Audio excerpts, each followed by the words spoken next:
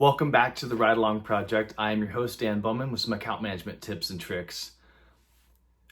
Early in my career, I know I was guilty of trying to think way past the current role that I was in, and whether this was in my start in operations or once I did get a job as an account coordinator in kind of an entry level role within the account management team. And the risk that you run in any position, regardless of if it is actually in account management, but I see it much more often, I think, in the account management world, which is that regardless of your position and your tenure, is the desire to move up in the organization, take on more tasks, and promote to kind of the next level. And that while it's a worthy goal and excellent to continue to push the boundaries of what you can do, the type of interactions you can have with your clients, and ultimately what you're giving back to your organization and the industry that you're in.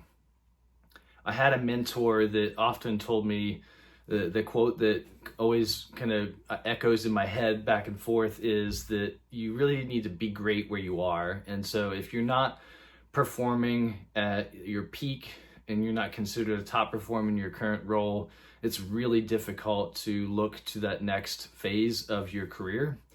And it is possible to plan and build yourself up and grow into that next role while being great in your current role. But what you can't do, and what I've seen others do in the past, is you forget about your current role, you let your execution skills slip, you're less on, not as on top of things, and really not considered to be a top performer in your current role. And so that is something you really have to focus on, is being great where you are while also planning and growing for the future.